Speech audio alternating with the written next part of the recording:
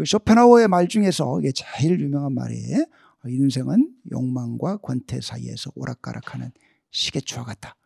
원래는 이제 인생은 고통과 권태 사이에서 오락가락하는 시계추와 같다 이렇게 되어 있습니다. 근데 이제 쇼펜하우어가 이제 말하고자 하는 바를 조금 더 분명하게 하기 위해서 이제 고통 대신에 제가 욕망이라는 말을 썼는데요. 일단은 이제 우리들이 보통 겪는 그 고통은 어디서 비롯되는 거겠습니까? 이런 사상은 그 이제 불교의 사상이랑 상당히 유사한 건데, 보통 이제 우리들의 그 욕망이 충족되지 않는 데서 우리들의 고통이 생기는 거죠. 근데 정작 또 이게 욕망이 충족되면 어떻게 되나요? 얼마 안 있어서 권태가 찾아옵니다. 뭐 그러다가 이제 또 어떤 새로운 욕망에 또 사로잡혀가지고 그 욕망이 또 시달리고, 그 욕망이 충족되면 또 다시 어떤 권태가 또 찾아오고, 이제 이런 게 인생이라는 겁니다. 그 어린애들이 그 노는 걸 보면 그 이런 게 아주 분명히 드러나죠. 뭐 어린애들이 제일 바라는 것은 장난감 같은 거죠. 장난감이나 인형 이런 건데, 뭐 자기가 원하는 장난감을 갖지 못하면 그 이제 충족되지 못하는 그 욕망 때문에, 그 결핍감 때문에 막 힘들어하죠. 괴로워하죠. 그러다가 그 장난감을 갖게 되면 어떻게 되나요? 그 만족감이 오래 가지 않습니다. 뭐 일주일이나 열흘 가면 많이 가는 거죠. 그러다가 이제 뭐 권태감에 사로잡히는 거죠. 심심해 죽겠다. 뭐 재밌는 게 없을까? 그러다가 이제 또 뭐 새로운 장난감을 발견하면 이제 그것에 대한 욕망이 막 사로잡히고, 뭐 부모님이 이제 졸리다 못해서 또 그걸 또 사주면 얼마 안 가서 또 권태에 사로잡히고. 근데 쇼펜하우어가 보기에는 우리 어른들의 삶이라는 것도 그 어린애들의 삶이랑 본질적으로 차이가 없다고 보는 겁니다. 다만 뭐가 달라질까요? 뭐 욕망의 대상이 달라질 뿐인 거죠. 뭐 장난감에서 뭐 좋은 직장이라든가 좋은 대학이라든가 뭐 좋은 집이라든가 뭐 이제 이런 걸로 이제 바뀌는 거죠. 아니면 아름다운 어떤 이성이라든가 이런 걸로 바뀌는 거죠. 근데 이제 아무리 이게 강한 욕망의 대상이라도 일단 갖게 되면 그 감흥이 뭐 오래가지 않습니다.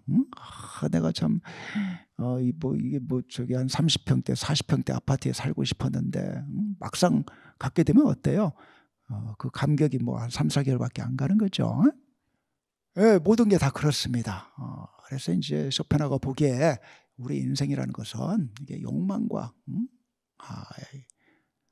충족되지 못하는 어떤 그 욕망에서 오는 고통과 이 권태 사이에서 오락가락하는 시계추다. 쇼펜하우어는 이게 천국에 가도 사실은 이게 별것이 없다고 봤어요. 천국에는 뭐가 지배할까요?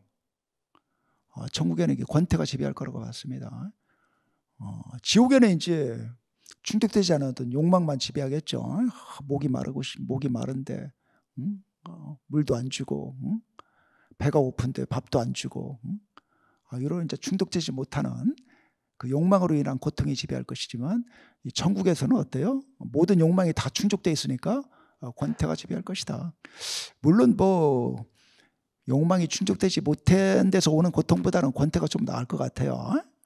뭐 그래서 천국이 지옥보다는 조금 나을 것 같지만, 쇼펜하우어가 보기에는 사실은 뭐 천국 간다고 해서 그렇게까지 좋을 것도 없다. 이제 그런 이야기죠. 벌써 이제 이런 데서 그 쇼펜하우어의 그 염세주의적인 그 사상가로서의 그 면모가 아주 분명하게 드러난다고 볼 수가 있겠습니다. 이게 쇼펜하우어는 그 이제 인간의 본질을 그 이제 욕망의 존재라고 봤습니다. 쇼펜하우어 이전에 그 서양 철학은 인간을 그 이성적 동물로 봤죠. 그래서 인간에 있어서 이제 가장 이제 그 중요한 그 핵심 요소는 이성이다. 인간은 그 이성에 의해서 자신의 욕망이라든가 감정이라든가 자신의 생각 이런 걸 얼마든지 이제 올바르게 이끌어 나갈 수 있는 이제 그런 존재다 이렇게 봤습니다. 근데 쇼펜하우어는 완전히 정반대로 봤어요. 완전히. 인간에 있어서는 이성이라는 것은 하나의 욕망의 노예나 수단에 불과하다고 보는 겁니다. 예를 들어서 내가 뭐 어떤 그 아름다운 여성한테 끌렸다고 했을 때 이성이 하는 역할은 뭘까요? 그 욕망을 이제 충족시키기 위한 어떤 그 방법을 고안해내는 거죠. 저 여성의 마음에 들려면 내가 어떻게 해야 될까? 꽃을 뭐 사다 주라든가 뭐 이제 이런 식의 어떤 그 방법을 이제 이성이 고안해내는 거죠. 이제 그런 의미에서 이제 욕망이라는 것, 또는 욕망을 이제 쇼펜하우어는 이제 의지라고도 부르는 건데요.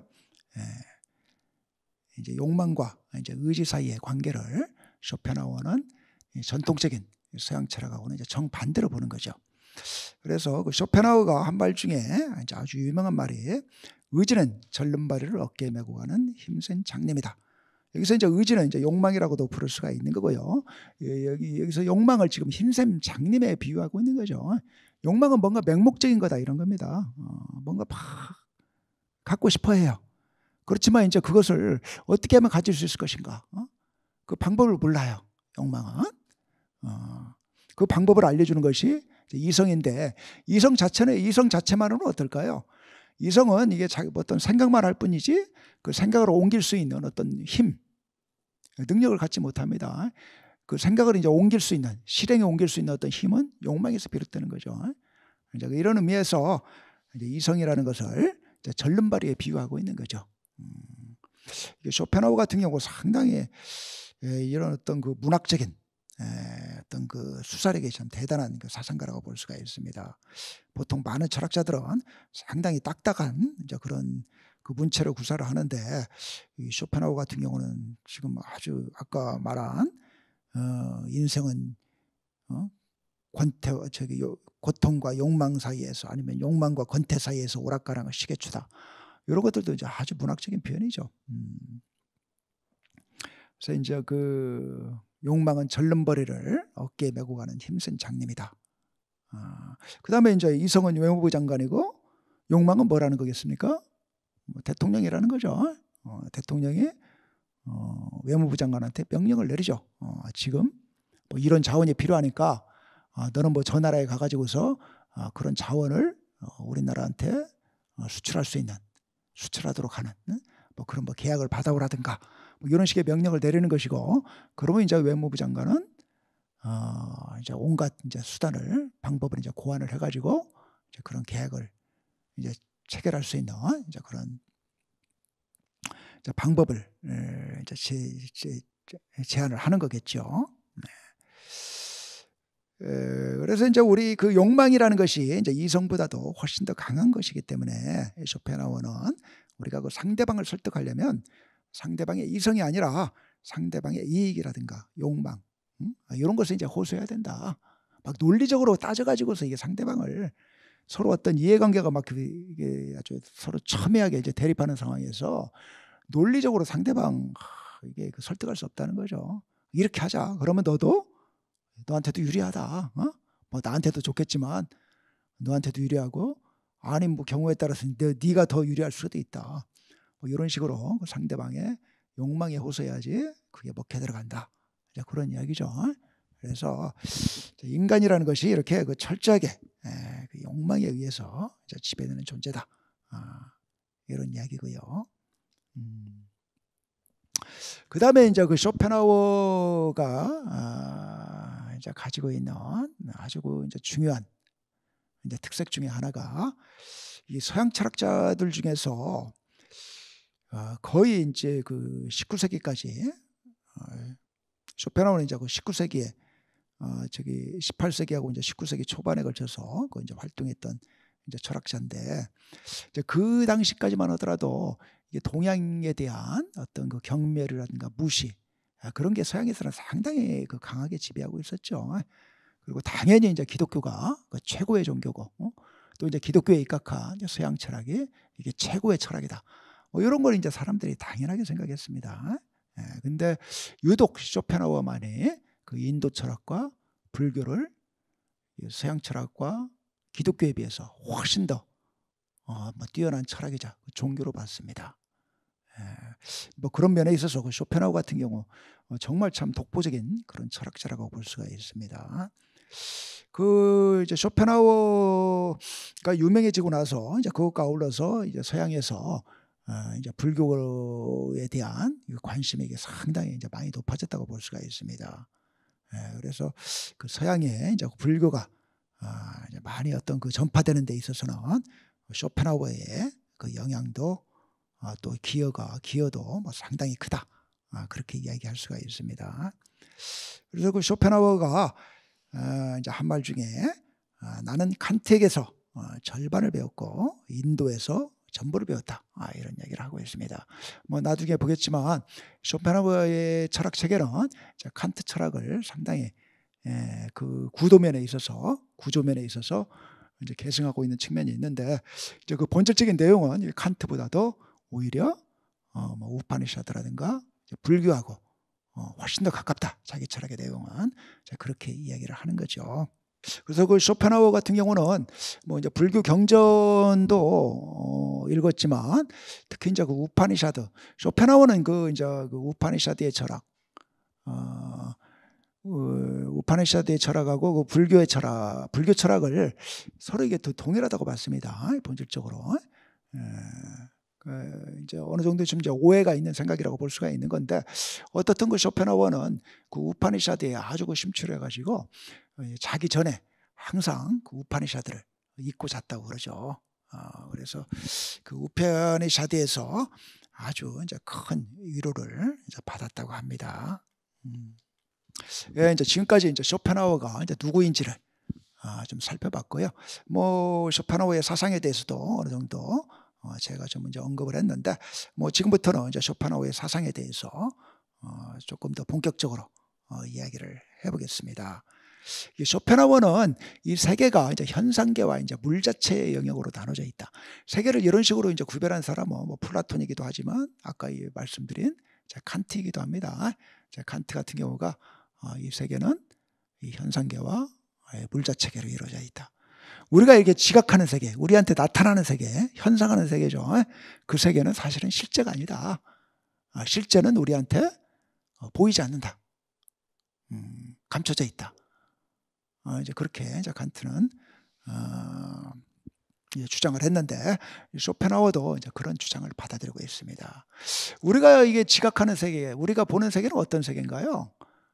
다 이렇게 그 개체들로 이루어진 세계죠.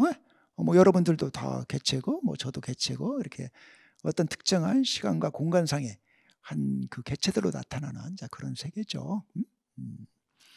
근데 이제 이런 현상계 이면에 쇼펜하우어가 보기에는 하나의 거대한 그 통일자가 이제 궁극적인 실제로서 존재한다고 봅니다. 이런 어떤 궁극적인 어떤 통일자가 이제 이 개체들로 이게 분화돼서 나타난 것이 우리가 살고 있는 이 현상계라고 보는 거죠. 뭐 다음 페이지에 이제 나오는 이야기지만 뭐 그런 걸 한번 생각해 볼 수가 있습니다. 쇼펜하우어는 이 각 개체들을 바다에서 바다에서 파도가 칠 때 이게 튕기는 물방울에 비유합니다. 우리 개체들은 사실 이게 다 물방울에 불과하다. 사실 어때요? 그 우주적인 관점에서 보면 우리 불교에서도 그런 이야기 하지만, 불교에서 어때요? 모든 개체, 뭐 우리 인간들 다 둥그런 같은 존재고, 다 뭐 번갯불 같이 그냥 번쩍했다가 사라지는 존재고, 금강경에서 그렇게 이야기하지 않습니까? 쇼펜하우어도 그렇게 보는 겁니다. 순식간에 나타나서 물방울처럼 바다에서 이게 그냥 반짝 튕겼다가 사라지는 물방울 같은 존재들이 이 개체들이라고 보는 거죠. 그 다음에 이제 파도에 해당하는 것은 이제 종족이라고 봅니다. 뭐 인류는 어때요? 그 이제 인류에 속한 그 개체들에 비하면 뭐 훨씬 더 오랫동안 지속을 하는 거죠. 훨씬 더 이제 어떤 거대한 규모를 가지고 있는 것이고, 그래서 이제 그 종족을 이제 파도에 비교할 수 있는 것이고, 근데 이걸 파도라든가 이 물방울 같은 것은 어때요? 결국은 이 거대한 하나의 이 바다에서 파생되는 거죠. 그래서 이런 이 개별자들과 어떤 그 종족들의 이면에 어떤 구분되지 않은 하나의 어떤 그 통일된 일자가 존재한다고 봤습니다. 그리고 어떻습니까? 아까 쇼펜하우어가 이제 우리 인간을 그 욕망의 존재라고 봤죠. 인간뿐만 아니라 쇼펜하우어는 심지어 무기물까지도 다 어떤 그 욕망의 존재라고 봅니다. 뭐 자석이 막 이 쇠를 끌어당기지 않습니까? 그것도 일종의 하나의 그 욕망의 행위라고 봅니다. 욕망의 행위다. 식물이나 동물 이런 것도 다 어떤 그 욕망의 존재로 봐요. 식물도 그 외부의 무기물을 동화시켜 가지고서 자기가 성장할 수 있는 하나의 영양분으로 만들면서 막 성장하려는 그런 식의 욕망에 차 있다고 보는 겁니다. 동물은 더 말할 나위가 없죠. 자기의 생존을 위해서 막 다른 동물을 잡아먹고. 그러니까 모든 개체들이, 현상계의 이 모든 개체들이 다 욕망의 존재니까, 그러면 이 근원적인 실제라는 것도 어떤 존재여야 될까요? 어떤 맹목적인 하나의 그 욕망의 존재일 거라고 추측을 하는 겁니다. 추측입니다. 어디까지나 이 근원적인 실제는 우리가 뭐 지각하거나 뭐 관찰하거나 뭐 실험하거나 그럴 수가 없습니다. 그러니까 일종의 하나 형이상학적인 사변을 하는 거죠. 그럴 것이다. 그럴 것 같다. 벌써 이제 이런 점에 있어서도 이게 쇼펜하우어의 사상은 기독교랑 완전히 다르죠. 기독교에서는 어때요? 어떤 선한 신, 선하고 자비롭고 정의로운 신이 이 세계를 창조했다 이렇게 보지 않습니까? 근데 어때요? 쇼펜하우어는 지금 우리가 지각하지 못하는 어떤 거대한 우주적인 욕망, 우주적인 의지에서 이런 개체들이 다 생겨났다. 그러다 이게 궁극적인 실제가 다 어떤 이 맹목적인 어떤 충족되지 못하는 어떤 그 욕망에 막 시달린다고 봤습니다. 그것도 이제 되게 이제 비유적인 건데, 우리들이 그렇지 않습니까? 인간의 욕망이라는 것은 이게 참 한이 없잖아요. 무한하지 않습니까? 아무리 가져도 우리가 만족할지 모르죠. 뭐 인간의 욕망이 그러니까 이제 인간의 욕망이 비롯된 궁극적인 어떤 실제의 욕망이라는 것도 그렇게 또 무한하고 충족되지 못하는 그런 걸 거라고 봤습니다. 그래서 내적으로 막 고통스러운 거라고 봤어요. 근데 기독교에서 생각하는 신은 그런 게 아니죠. 그 자체 내에서 이제 어떤 행복하고 선함과 사랑으로 가득 차 있고 이렇게 보는 건데, 쇼펜하우어는 이제 완전히 다르게 보는 거죠. 그래서 이제 이 궁극적인 실제가 이런 어떤 그 충족되지 못하는 욕망에 시달리다 보니까 거기서 비롯되는 모든 개체들도 충족되지 못하는 욕망에 시달리고, 그 욕망을 충족시키기 위해서 그냥 서로 투쟁하고 갈등하고, 그렇다고 보는 거죠. 그래서 쇼펜하우어는 이 세계를 이게 생각할 수 있는 세계 중에서 이게 가장 추악한 세계다, 제가 그렇게 봤어요.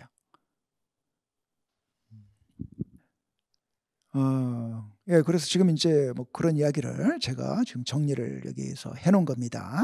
예, 이제 개별자들로 이루어진 현상계의 근저에는 어떤 통일적이고 우주적인 어떤 하나의 욕망이 존재한다. 이런 이제 개체들은 이 근원적 의지의 이제 간접적 표현이다. 그리고 이제 이런 개체들이 이제 가지고 있는 가장 큰 욕망은 어떤 자기 보존의 욕망, 어떻게든 간에 살고자 하는 욕망이다. 그 다음에 이제 이 종족, 우리 인간 같으면 이제 인류죠. 인류라는 것은 이제 근원적 의지의 이제 직접적 표현이다. 그런데 이제 우리 각 개개인에는 어때요? 뭐 자기 보존의 욕망도 있지만 또 그 종족 보존의 욕망도 있죠. 자식을 낳아가지고 자기를 번식하고 싶은 욕망이 있습니다. 뭐 번식하고 싶은 어떤 욕망을 의식적으로 갖지는 않다 하더라도 어떻든 그 모든 부모들이 그 자식에 대한 그 엄청난 사랑을 갖죠. 오히려 자기보다도 자식을 위해서 모든 걸 다 희생할 수 있다고 생각을 하는 거죠. 그러니까 쇼펜하우어 같은 경우 이게 종족 보존의 욕망이 자기 보존의 욕망보다 훨씬 더 강하다, 그렇게 이야기를 합니다.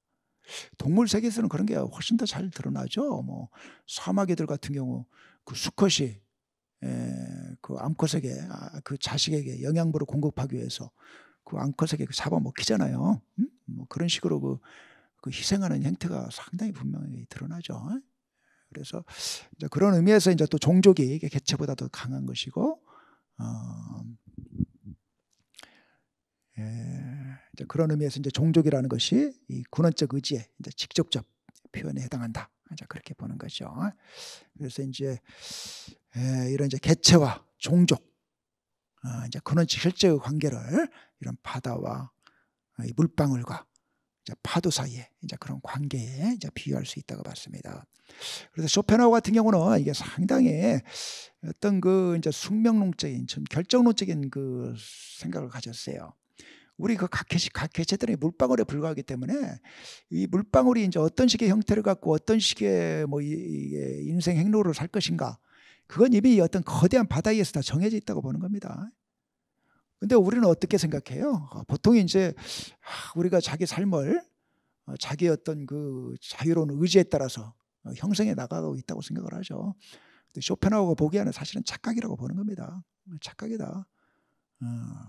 이게 거대한 바다에 비하면 물방울 같은 존재인데 거기에 무슨 자유의지가 있냐, 뭐 이제 이런 식으로 이야기를 한 거죠.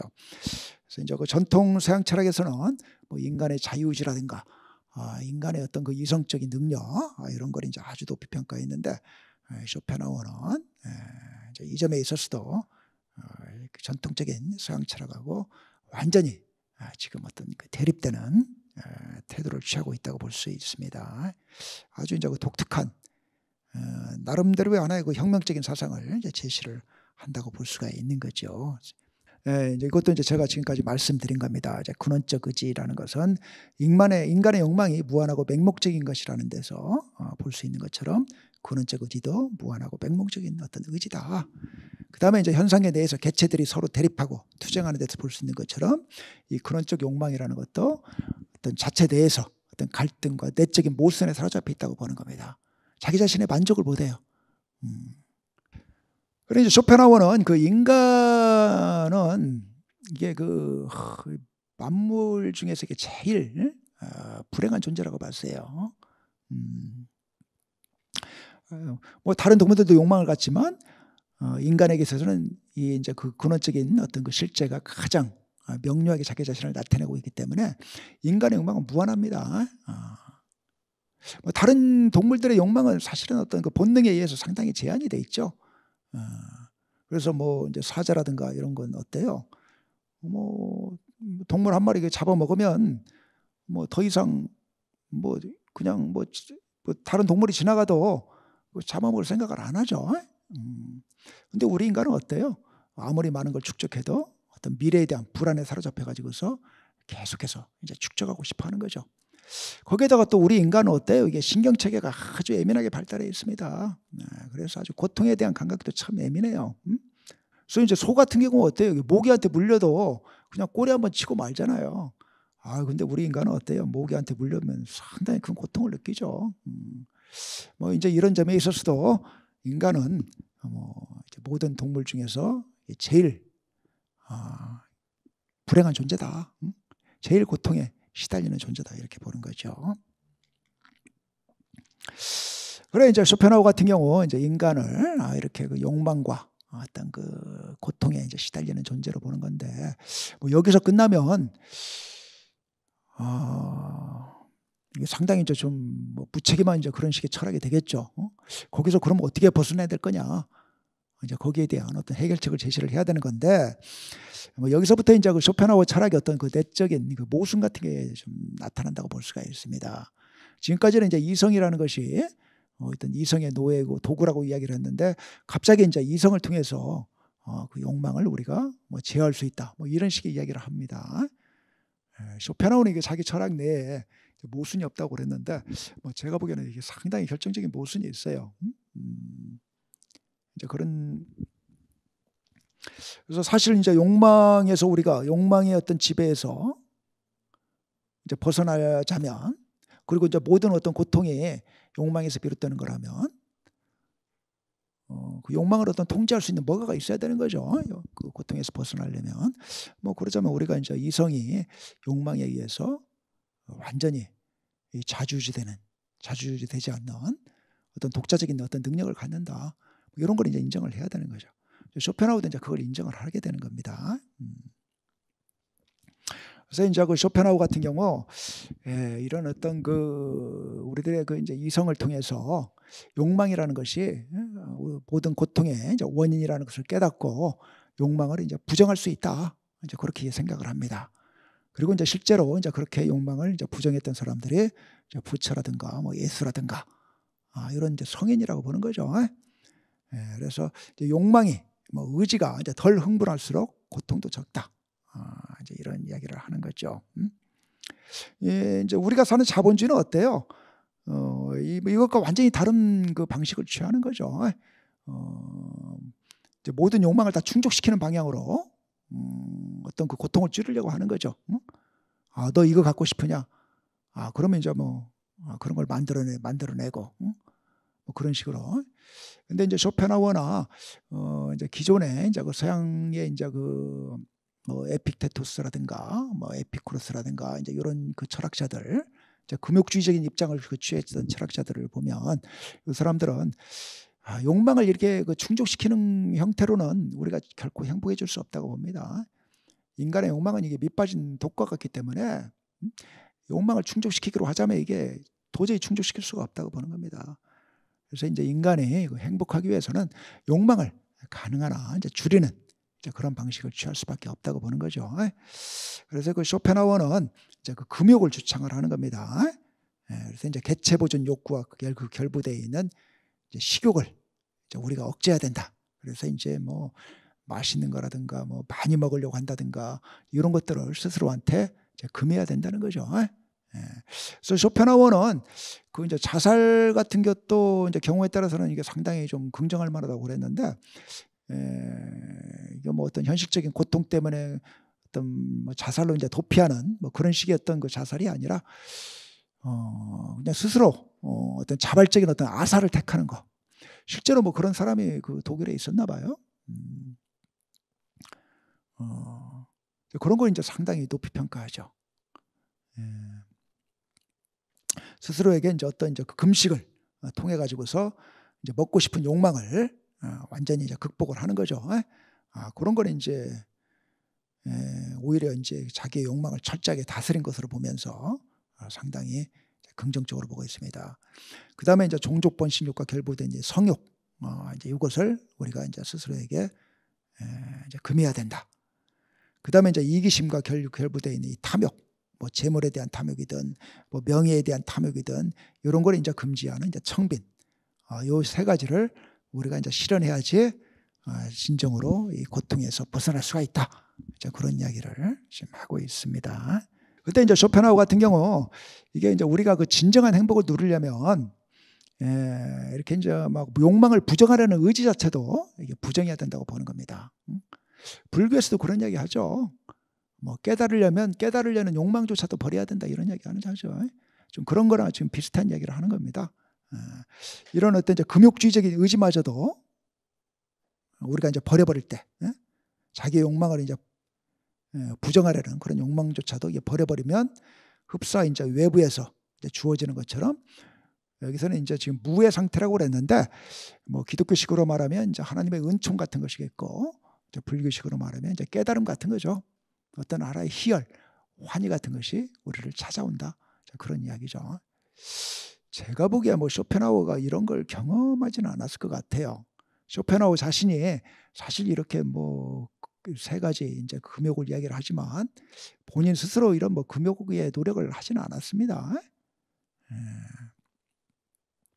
그러니까 이제 불교 책이라든가 또 이제 기독교에서 메이크하르트 같은 이제 그 신비주의자들의 이제 책을 읽고서 이제 그런 식의 이제 그 경험을, 그 사람들의 그 경험을 이제 이런 식으로 지금 표현을 하고 있는 거죠. 그래서 이제 그런 이제 금욕주의적인 의지마저 이제 버리면서 모든 욕망에서 우리가 벗어날 때 이런 어떤 빛이 넘치는 어떤 그 황홀경을 경험할 수가 있다. 이제 그런 얘기를 하는 거죠. 이렇게 이제 은총처럼 주어지는 이제 의지 부정의 상태 속에 있는 자만이 온전히 이제 이기심을 극복했기 때문에, 근데 이기적인 욕망을 다 극복했다는 거죠. 자, 그런 사람만이 이웃을 제 몸같이 사랑할 수가 있다. 뭐 불교식으로 말하면 모든 사람들에게 어떤 자비심을 낼 수가 있다 이런 이야기죠. 그래서 이제 쇼펜하우어가 보기에 이게 모든 예술 작품 중에서 이게 가장 훌륭한 그 예술 작품은 어떤 거냐? 이게 모든 욕망이 다 이제 사라져 가지고서 온전한 어떤 순수한 그 인식, 순수한 이성, 순수한 정신이 된 얼굴, 이제 그런 걸 그 그린 얼굴이다. 그 그린 그 예술 작품이 가장 훌륭한 그 작품이라고 보는 거죠. 그래서 이제 라파엘로가 그리는 성모상의 모습 같은 거. 여기는 이제 어떤 그 고귀한 평화와 어떤 그 자유로움 같은 게 나타나고 있다고 보는 거죠. 이제 맨 오른쪽에 이제 성모상의 모습이죠. 그다음에 이제 부처의 이제 모습이고요.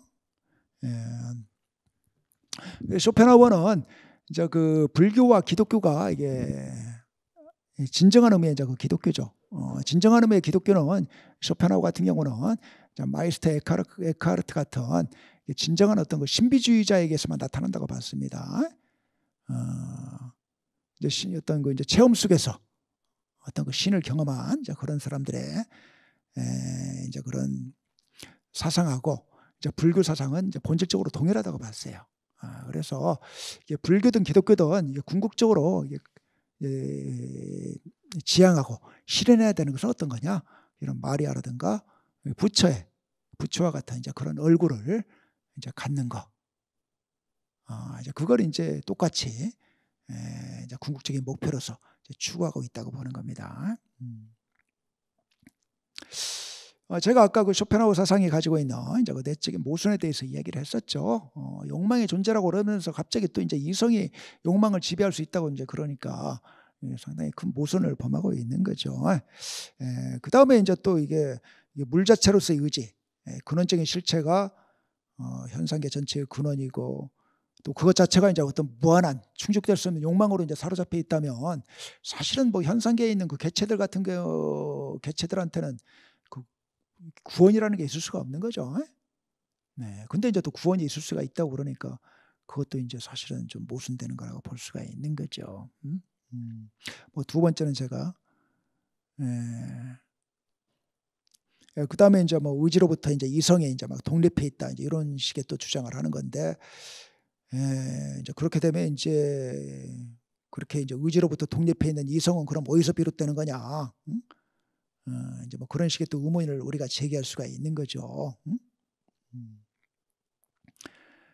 그 다음에 이제 쇼펜하우어는 인간은 이성에 의해서 이제 의지를 철저하게 부정함으로써 궁극적으로 고통에서 벗어날 수 있다고 보는데, 근데 이제 쇼펜하우어는 한편으로는 이 욕망이 생명의 근원이라고 그런단 말입니다. 또 이제 생명의 본질이라고 그러는 건데, 그 욕망을 완전히 부정해 버리면 그러면 이게 생이 끝나버리는 거나 마찬가지 아니냐? 먼저 이런 식의 이제 그 모순점들이 있다고 보는 거죠. 그래서 이제 제가 생각하기에는 이제 원효 같은 분이 쇼펜하우어랑 어떤 면에서는 상당히 이제 유사한 이제 그런 사상을 전개하면서도 이제 이런 모순을 이제 극복하고 있다. 이제 그렇게 이제 보는 것이고요. 자, 그런 이야기를 뭐 지금부터 제가 하도록 하겠습니다. 이제 불처의 이제 그 가르침, 뭐 제가 여기 슈타니 바타에 나오는 아주 그 유명한 아주 그 시의 그 일부를 여기 지금 인용을 하고 있는 건데, 뭐 자녀가 있는 이는 자녀로 인해 근심하고 소를 가진 이는 소 때문에 걱정한다. 사람들이 집착하는 것은 마침내 근심이 되고 만다. 집착할 것이 없는 사람은 근심할 것도 없다. 불교의 이제 가장 이제 핵심적인 사상이 뭐냐? 불교는 뭘 말하고자 하는 거냐? 뭐 사람마다 이제 여러 가지로 해석할 수 있을 것 같은데, 뭐 제가 생각하기에는 이제 불교에서는 이제 뭐 깨달아야 된다고 그러는데, 뭐 불교에서 말하는 어떤 깨달음이라는 것은 사실은 그 단순한 거라고 생각을 합니다. 막 불교의 가르침이 막 되게 이제 막 복잡하고 어렵게 이제 느껴지지만 사실 불교가 말하고자 하는 것은 뭐 너무나 이게 좀 단순하고 사실은 쉬운 이야기고 다만 그걸 실행하기 어려워서 그럴 뿐이지 누구나 다 쉽게 이야기할 수 있는 거라고 생각을 하거든요. 제가 생각하기에는 이게 불교에서 그 깨달아야 된다고 했을 때 이제 뭘 깨달아야 되느냐? 무상을 깨달아야 된다고 보는 겁니다. 모든 게 헛되다. 모든 게 덧없다. 그렇죠. 지금 뭐 자녀 이야기가 있지만, 자녀가 뭐 나보다 더 빨리 죽을 수도 있는 것이고, 뭐 저보다 오래 살더라도 언젠가 또 사라질 존재인 것이고, 뭐 소도 마찬가지고, 모든 것들이 다 무상하고 덧없는 거죠. 근데 이제 부처의 가르침은 뭔가요? 뭐 그렇다고 해서 어떤 허무주의에 빠지고, 뭐 절망에 빠지라는 것이 아니라, 그러면 덧없는 거니까 그런 것들에 대해서 집착하지 말라 이런 이야기죠. 그런 것들이 막 영원히 갈 것처럼 뭐 자식이 죽었다고 해가지고서 이제 뭐 어떤 뭐 너무 슬퍼하지 말고 소를 잃었다고 해서 슬퍼하지 말라 이런 거죠. 어차피 다 사라질 것들이다. 그렇게 이제 모든 어떤 집착을 다 버리게 되면 어떻다는 거예요? 아까 이제 쇼펜하우어가 말하는 것처럼 어떤 뭐 뭐 황홀한 그런 뭐 은총이라든가 황홀한 어떤 뭐 지복 뭐 이런 것까지는 경험을 하지 않더라도 어떤 평온함 같은 걸 우리가 경험을 할 수가 있겠죠. 근데 이게 말은 쉬운데 사실 그 집착을 버리기가 쉽지가 않죠.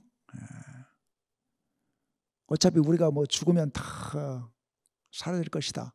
뭐 그런 거 알지만 현실적으로 뭐 주식을 하다가 뭐 엄청나게 뭐 손해를 봤다.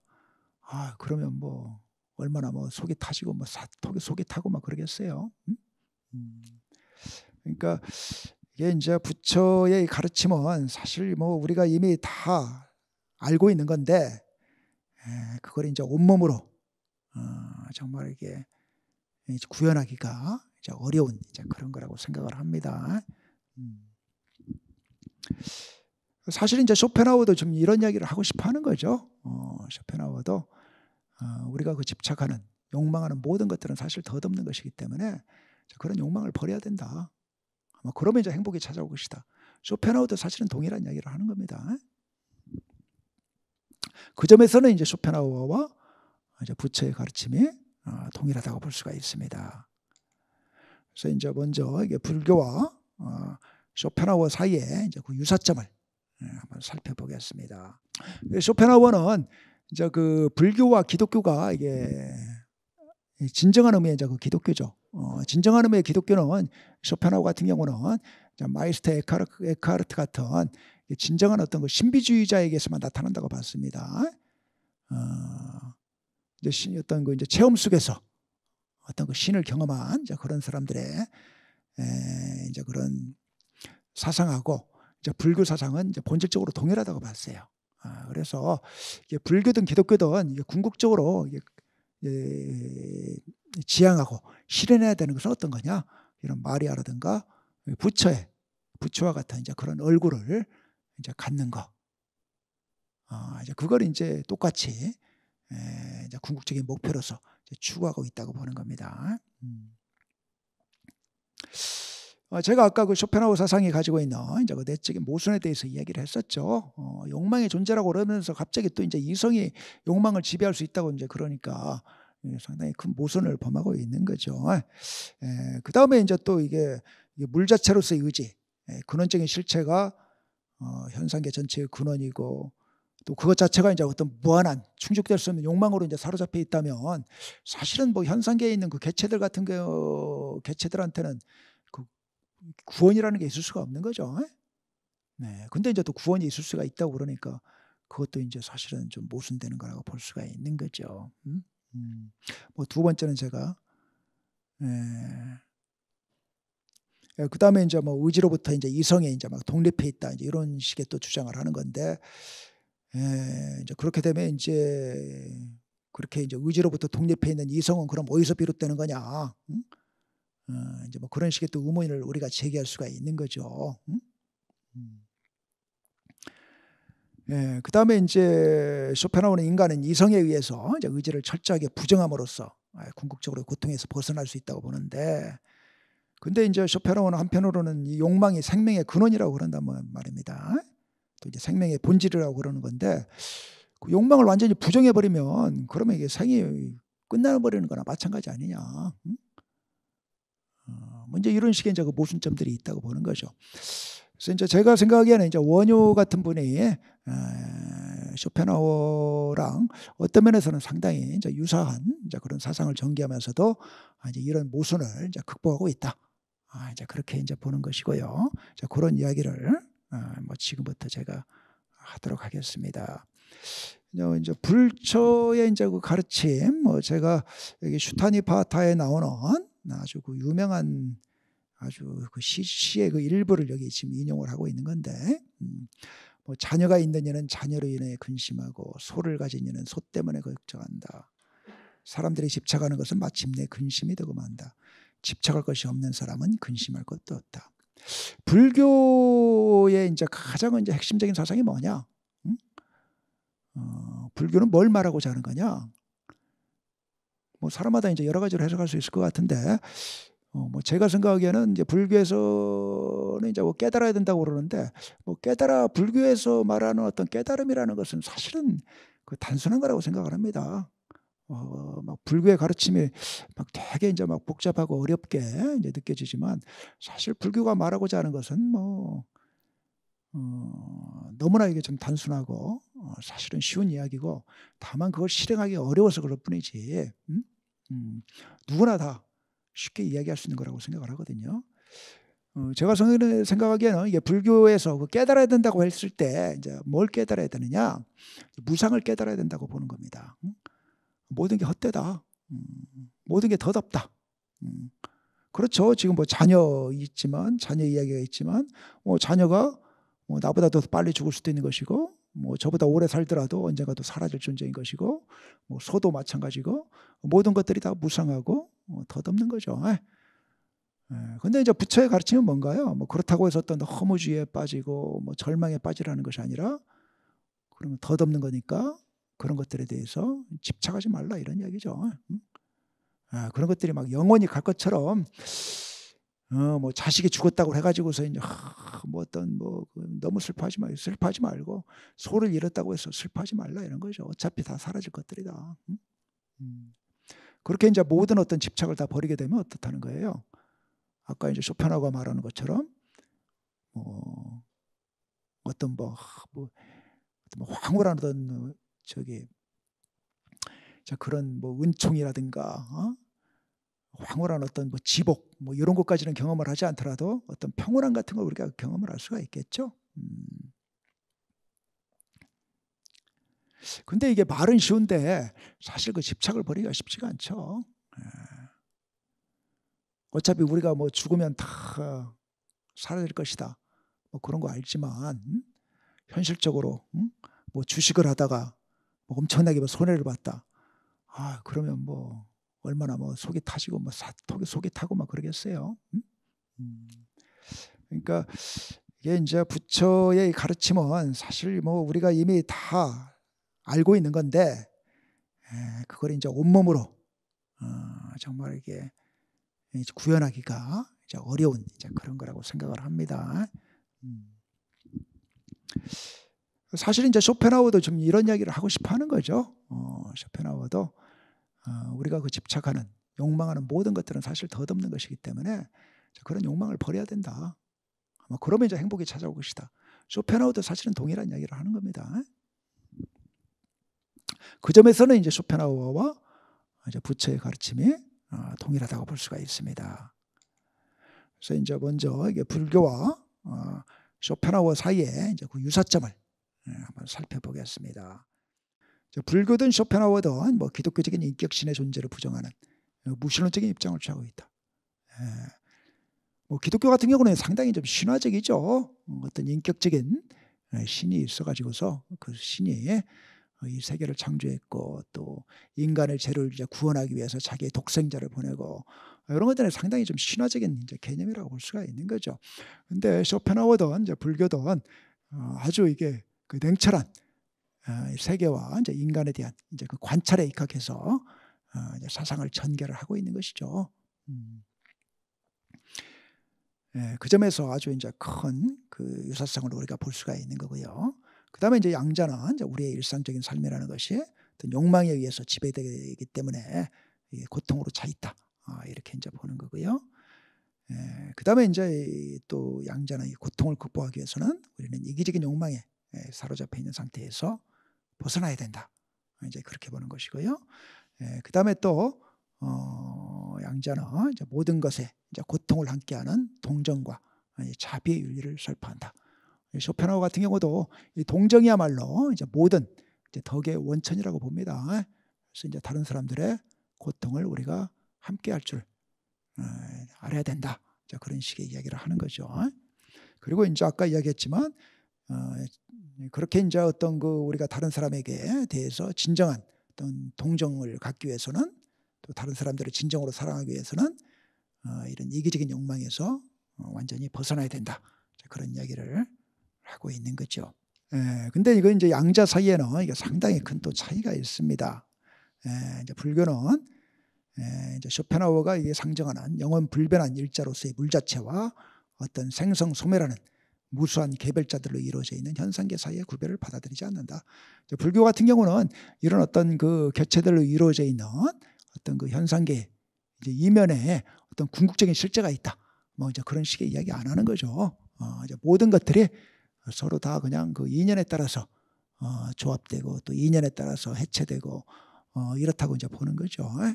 그 다음에 이제 욕망에 대한 이제 견해에서도 뭐 상당한 좀 차이가 있다고 볼 수가 있습니다. 쇼펜하우어 어떤 면에 있어서 이게 의지와 욕망 자체를 좀 악한 것으로 보는 경향이 있습니다.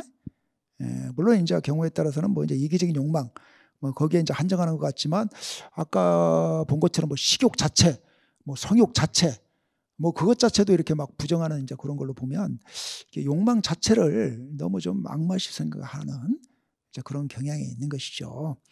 근데 제가 보기에는 이제 불교는 뭐 욕망 자체를 이게 잘못된 것으로 보기보다는 좀 방향을 잘못 잡은 욕망, 뭐 이기적인 욕망인 같은 거죠.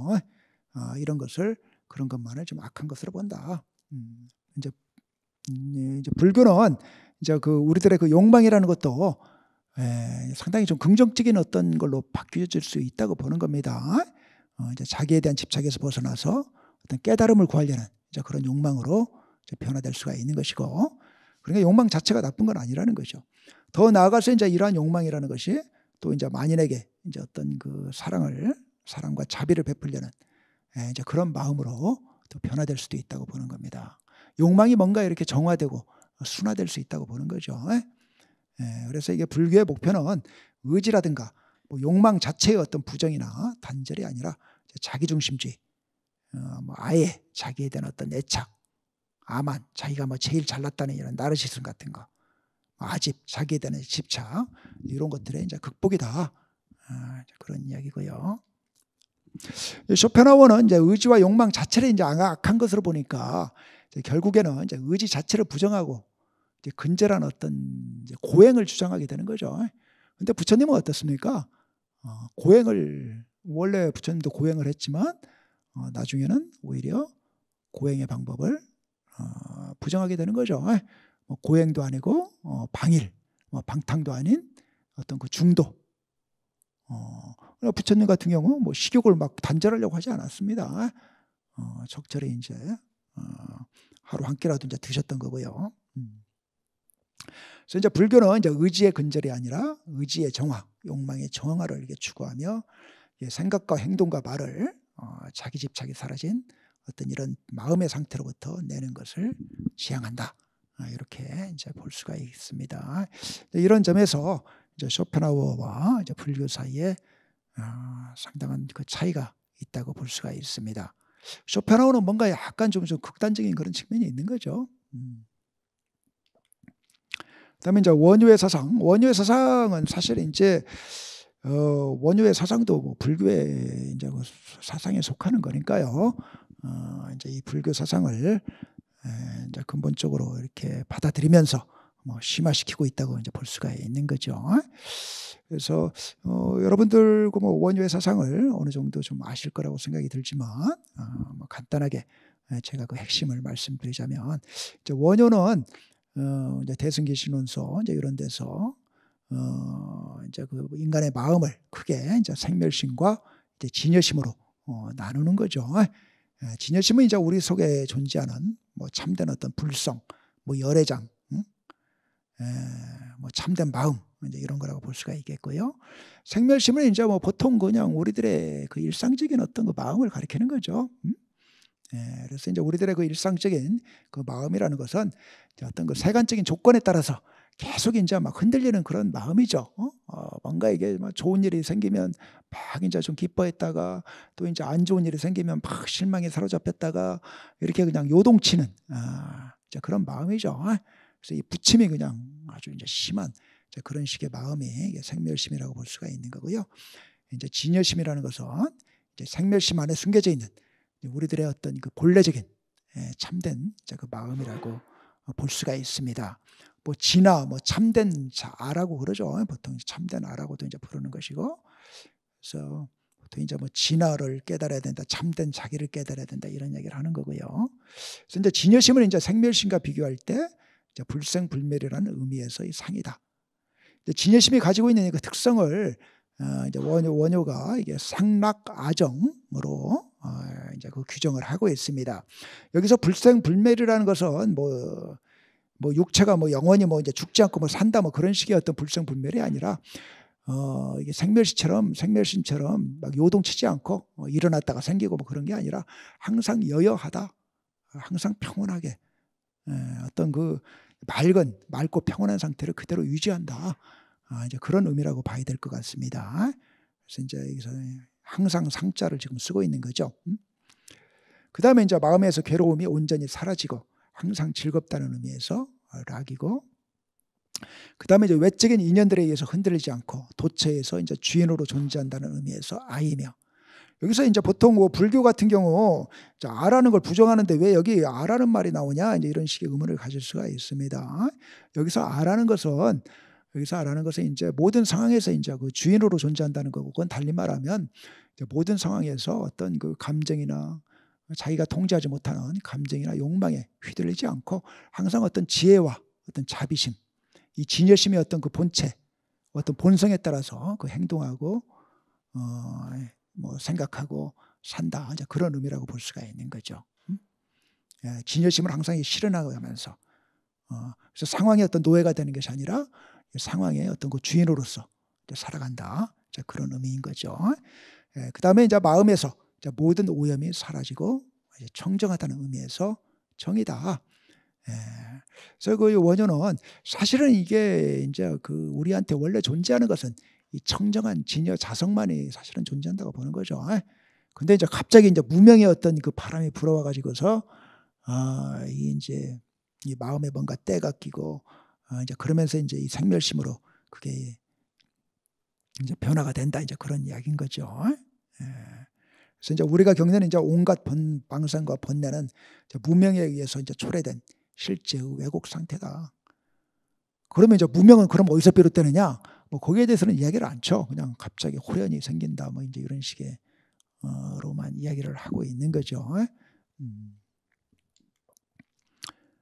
이건 이제 그 유명한 이제 그 원효가 지금 옆에서 지금 이제 주무시고 계시는 분은 이제 의상대사죠. 의상대사랑 이제 당나라에 이제 유학을 가려는데 이제 토굴인 줄 알고서 잤는데 나중에 이제 보니까 이제 그게 무덤이었다는 거 아니었습니까? 뭐 무덤이었고 자기가 마셨던 물이 이 해골 속에 이제 담겨 있는 물이었다, 뭐 이제 이런 걸 이제 그 알게 되고서 막 이제 구토를 하고 막 이제 이랬지 않습니까? 그러면서 거기서 이제 깨쳤다는 거죠. 그래서 이게 처음에는 이제 토굴인 줄 알고서 그냥 잠도 잘 자고 물도 이제 맛있게 마셨는데, 그게 이제 무덤인 줄 알고 또 그게 해골인 줄 알고 나서부터는 이제 막 구토도 나고, 그 다음에 이제 막 그 꿈자리에서 막 귀신도 나타나고 마음이 이제 뒤숭숭하게 된 거지 않습니까?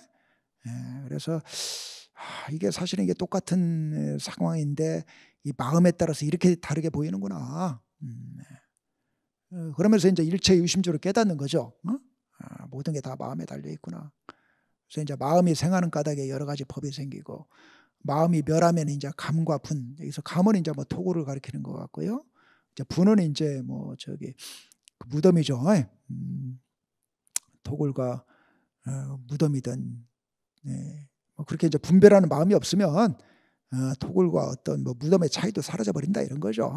토굴은 괜찮고 무덤은 뭔가 이게 좀 꺼림칙하고 어떤 섬뜩한 곳이다, 뭐 이런 식의 구별도 다 사라진다, 그런 이야기죠. 삼계가 오직 마음이요, 모든 현상이 또한 식에 기초한다. 마음밖에 아무것도 없는데 무엇을 따로 구하랴, 먼저 이런 걸 이제 깨닫고 나서 이제 유학을 이제 그 유학의 길을 이제 포기를 하고서 이제 돌아오신 거죠. 그래서 이제 그 쇼펜하우어와 이제 그 이제 원효 사이에도 우리가 아까 이제 뭐 근본적인 어떤 뭐 동일성 같은 것을 좀 인정할 수는 있겠죠. 이제 모든 어떤 고통이 뭐 이기적인 욕망에서 비롯된다, 이런 어떤 그 동일성 같은 거 이제 이야기할 수가 있는데, 또 이제 양자 사이에도 어떤 어떤 이제 근본적인 차이가 또 있다고 볼 수가 있는 거죠. 이제 쇼펜하우어는 이제 우주적 의지의 본질 자체를 이제 자체 내에서 모순 갈등하는 맹목적인 이제 생의 의지라고 본다. 근데 이제 이 경우에는 아까 이제 제가 쇼펜하우어의 그 내적인 모순 이야기할 때 이제 말씀드린 것처럼 이제 인생의 고통은 이제 극복될 수가 없는 것이 되죠.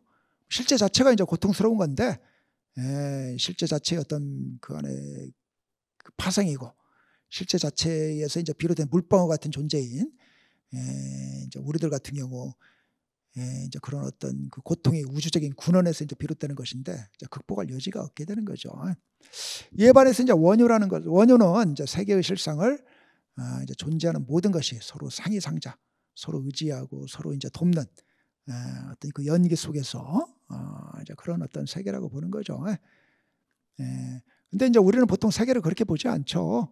뭔가 이 쇼펜하우어가 이야기하는 것처럼 끊임없는 어떤 대립과 갈등과 투쟁 속에 있는 것처럼 이 세계를 보는 건데, 이제 원효는 어때요? 지금 세계가 그렇게 나타나는 것은 우리가 무명에 사로잡혀 가지고서 자신을 어떤 그 이제 고립된 이제 개체로 생각하고, 그러면서 이제 다른 것들과의 투쟁 속에서 자기의 삶을 꾸려가야 된다고 생각하니까 세계가 그렇게 나타난다고 보는 거죠. 근데 이제 뭐 이기적인 욕망이라든가 이런 것에서 우리가 벗어나면 이 세계가 완전히 다르게 나타난다고 보는 거죠. 아까 이제 그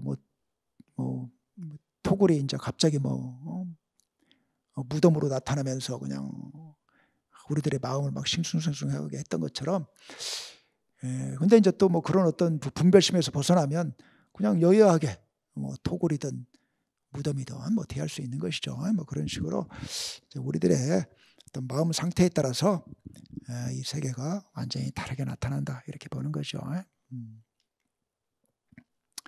그래서 그 이제 원효가 이야기하는 이제 진여심은 이제 지혜와 자비심을 비롯한 그 이제 인간의 어떤 그 잠재적 능력의 하나의 총체라고 볼 수가 있다고 생각을 합니다. 그래서 이제 우리가 이제 부처처럼 된다고 그럴 때는 매사에 지혜롭게 행동하고 또 이제 자비롭게 이제 행동하는 그런 인간이 되는 것이죠. 그래서 이제 우리의 이제 본성은 이제 진여심이기에, 이제 쇼펜하우어 같은 경우는 우리 인간의 이제 가장 큰 욕망이 이게 자기 보존 욕망과 종족 보존 욕망이라고 그랬었죠. 근데 이제 원효 같은 경우는 사실은 어때요? 그런 욕망보다도 훨씬 더 근본적인 욕망이 있다고 보는 거죠. 훨씬 더 강한. 사실은 사람들이 추구하는 것은 자기 보존이나 어떤 종족 보존이 아니다. 사실은 이게 이제 어떤 상락아정의 어떤 그 상태, 이런 걸 누구나 다 희구하는 거죠. 그래서 어때요? 우리가 뭐 지금 자기 보존 다 잘하고 있고, 자기 자식들 뭐 잘 자라고 뭐 성공적으로 사회생활도 하고 있고 그러는데도 우리가 삶에 대해서 어떤 공허함이라든가 허무함이라든가 뭐 그런 걸 느낄 수가 있는 거죠. 우리가 이게 근본적으로 원하는 것은 이런 이제 진여심의 실현이니까요. 그리고 이제 이런 그 진여심이 실현되는 과정은 쇼펜하우어가 말하는 것처럼 이성이 어떤 욕망을 부정하고 이제 근절해가는 과정이 아니라 우리의 욕망이 오히려 이제 정화되고, 정화되면서 이제 그게 욕망이 어떤 자비심으로 이제 화하는, 뭐 남을 이제 뭐 돕고 남이 이제 깨닫는 걸 이렇게 그 뭐 도와주려는 이제 그런 식의 이제 마음으로 이제 바뀐다든가, 또 이제 통찰력이 이제 증대되는 이제 그런 과정이라고 보는 거죠. 그래서 이제 이 생멸심이라는 것이 이제 근원적으로 진여심에 이제 바탕을 하고 있는 거죠. 그래서 이게 생멸심이라는 것도, 생멸심이 이제 우리들의 그냥 일상적인 마음입니다. 이 우리들의 일상적인 마음도 사실 이게 이제 궁극적으로 지향하는 것은 어떤 세속적인 성공이라든가 이런 것이 아니라, 사실은 누구나 다 이게 부처처럼 되고 싶어 하는 것을 지향한다고 보는 거죠. 본인 스스로는 의식을 못하고 있을지 모르지만 사실은 그걸 원한다. 그러다 보니까 우리가 아무리 세속적인 성공을 거둬도 삶에 대해서 뭔가 불안해하고 어떤 불만을 품고 그렇게 된다고 보는 거죠. 그래서 이제 생멸심의 이제 근원적인 열망도 뭐 자기 보존이나 종족 보존, 뭐 어떤 세속적인 성공이 아니라 상락아정을 향한 열망이고, 또 이제 이러한 열망이 이제 생멸심의 이제 잠재적인 가능성인 이제 진여심의 실현을 통해서만 구현될 수 있다면, 이제 진여심의 실현은 현실에서 도피해서 내면적인 평화로 도피하는 것을 의미하지 않는다. 말이 조금 너무 좀 길게 되고 좀 애매할 것 같은데요. 그러니까 이제 뭐 진여심을 실현한다는 것은 이제 원효가 보기에는 이런 어떤 세간사에서 완전히 이제 벗어나 가지고서 어떤 내면적인 평화를 도피하는 게 아니라는 거죠. 생멸시 일상적인 마음을 이제 그 진여심으로부터 이제 내는 거죠. 그래서 이제 일상적인 어떤 삶을 살면서 사람들과도 이제 관계하면서도 이제 진여심으로부터 이제 관계를 하는 그런 식으로 산다는 거죠. 그래서 뭐 불교에서 이제 열반 뭐 번뇌 세상이 열반 세상이다 지금 그런 이야기를 이제 하는데 원효도 이제 그런 이야기를 지금 한다고 볼 수가 있는 거죠. 이 쇼펜하우어 같은 경우는 어떤 의미에서는 이런 어떤 그 내면적인 평화, 내면적인 황홀경으로의 좀 도피 같은 걸 좀 이야기한다고 볼 수가 있습니다. 이 세간사는 이게 세간사에서 이제 관계를 끊고서 내면적인 이제 이 평화로 그냥 도피하라 뭐 이런 식의 어떤 그런 성격이 쇼펜하우어의 사상에는 상당히 좀 강하게 있는 건데 원효 같은 경우는 어차피 이제 우리가 이 생멸의 세계 속에 있는 것이고 또 이제 생멸심의 어떤 근원은 이제 진여심이기 때문에 우리가 이제 이런 일상적인 마음을 충분히 이제 진여심으로부터 낼 수가 있다고 보는 거죠. 그래서 이제 이제 맨 마지막에 밑에서 이제 네 번째 줄에 우리가 이제 진여심을 이게 실현한다는 것은 이게 일상적인 어떤 존재자들로부터 세계로부터 이게 도피하는 것이 아니라 다른 인간들 또 사물들과 새로운 관계를 맺게 되는 것이다. 그래서 이제 깨달음의 상태에서 이제 인간이 경험하는 평정은 어떤 죽음과 같은 평정이 아니라 이제 가장 활발한 생명력과 결합되어 있는 평정이다. 그래서 이제 깨달은 사람 같은 경우는 오히려 이제 사람들과 어떤 지혜와 이제 그 자비심에 입각한 정말 오히려 생명력이 넘치는 그런 식의 관계를 맺을 수가 있다. 지금 그런 이야기입니다.